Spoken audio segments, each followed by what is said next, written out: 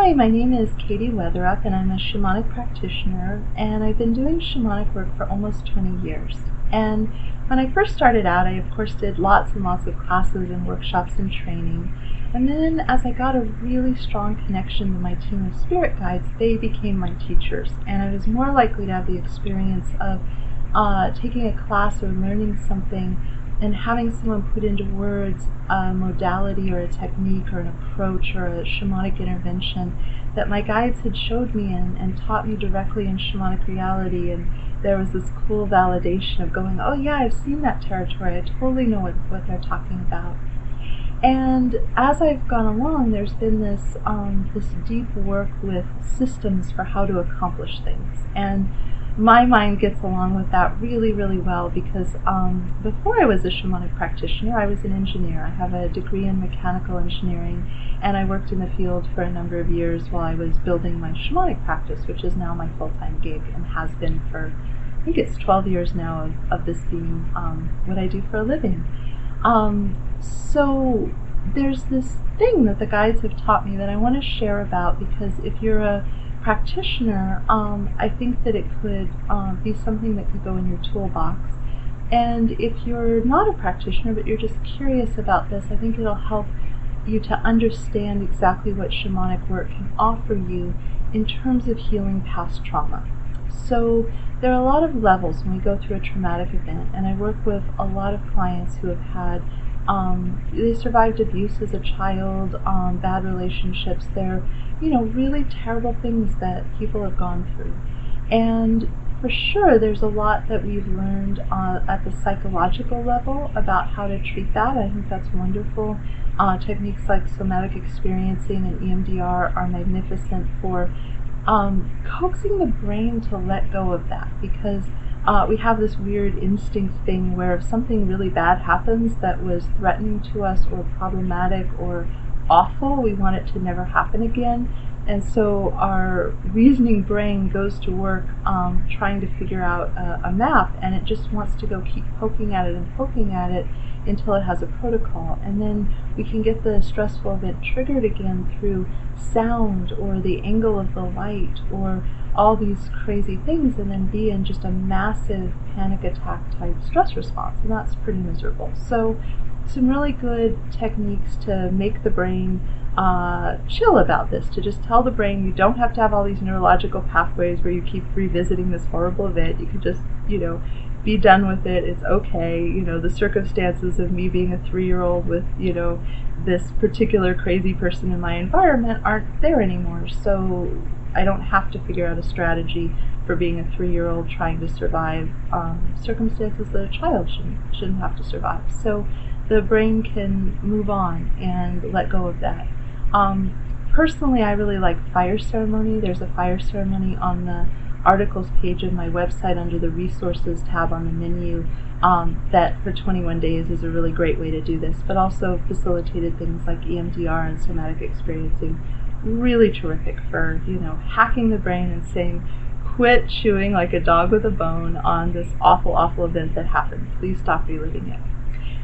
But the part that I'm really geeky about and the part that I want to share about really has to do with what happens on the energetic level. And so one of the things that a lot of people talk about that I'm really passionate about is soul loss happens when we go through traumatic events. And so psychologists talk about dissociation, shamanic types talk about soul loss, where part of you leaves to avoid trauma. Because what I can say is the soul is eternal. We're always going to have this. The body is not. We come into this body, we have the experience, we leave the body, we want to help the body to do as well as possible, but we really don't want our soul, our essence, to be damaged. And so if something's too appalling and the body can't get away from it, the soul will leave, will go away. And the trouble is that even after the trauma's passed, it doesn't necessarily come back. And that's where my soul retrieval work, which I love, which if I could just do one thing for everybody, it would be that. I believe so much in that work, goes and coaxes those parts back so you have that essence available to you again. So that's one part, and that one's pretty well known and well documented.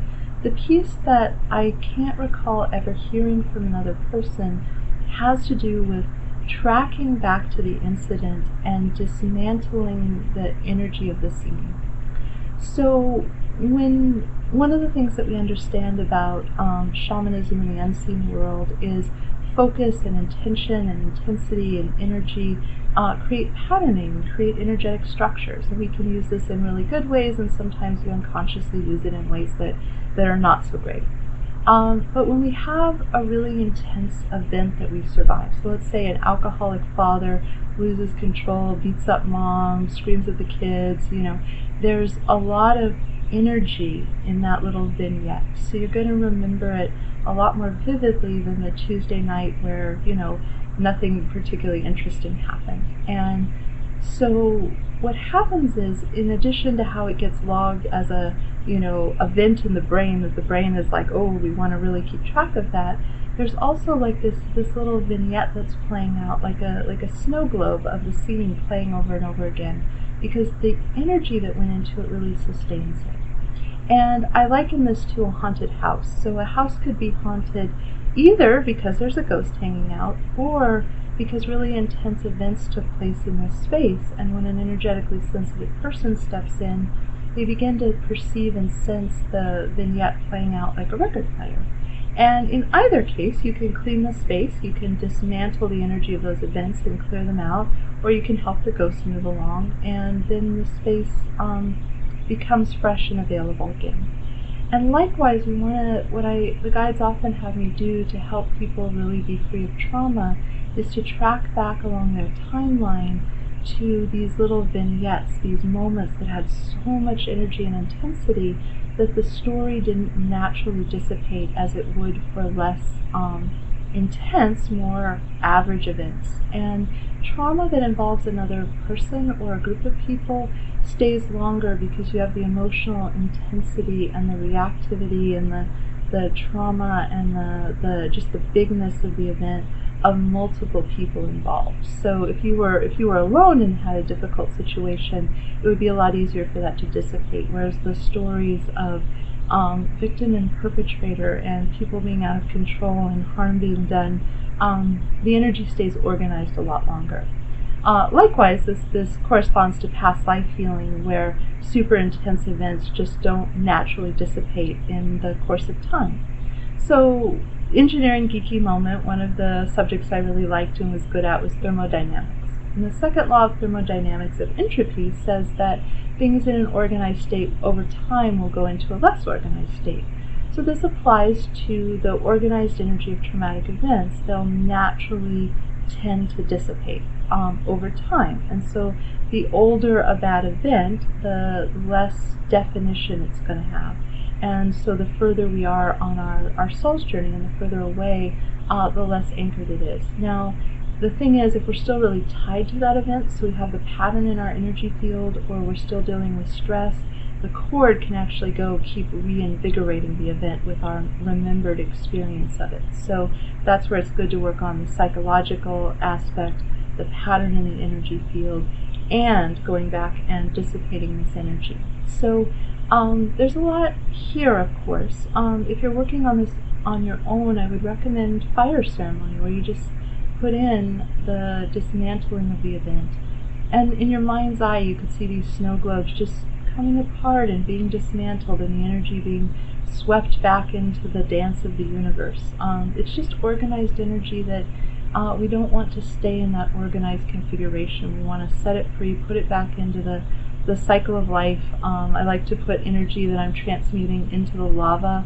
Imagine sending it into the earth to be transmuted or composted, or up to the sun, or they're deep into the ocean. These principles that can just take it apart, just put it back into the natural cycle and into motion. And what this does is you don't ever lose the facts of the event. They're still filed in the Akashic records if you ever need to access the information, like the thing happened. It's there, but it makes it not be your current story. So it's really nice when our childhood trauma feels as distant as a past life with no charge, and there's just neutrality of like, yeah, the thing happened, but there's no clenching in the stomach, there's no pounding of the heart. and there are modalities that are really good for working with the brain side of that. I'm going to work with the energetic side of that shamanically. So I wanted to share because it gives a little bit of insight into the geeky thing that I do, which sometimes people are really interested in. Sometimes they're just interested in, like, oh wow, I'm no longer thinking about this awful thing that happened. Cool beans, I have this freedom from it. And that's great too. So this is meant to be an offering for people who want to understand a little bit more about the work that I do. And also, if you are a practitioner, if you are working with your own journey practice for yourself or for other people, I'd love to offer this as a, please copy the work of what my guides taught me if it feels right for you, because it's a very efficient and effective way to clear where the imprint and structure of this lives in middle world. So Shamanism 101, lower world, archetypical nature realm, middle world, the human realm, upper world, the realm of the soul.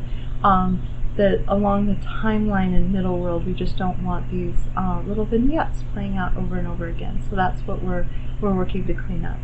So thank you so much for listening. Again, my name is Katie Weatherup, and you can learn more about me and my work at my website, which is handsoverheart.com.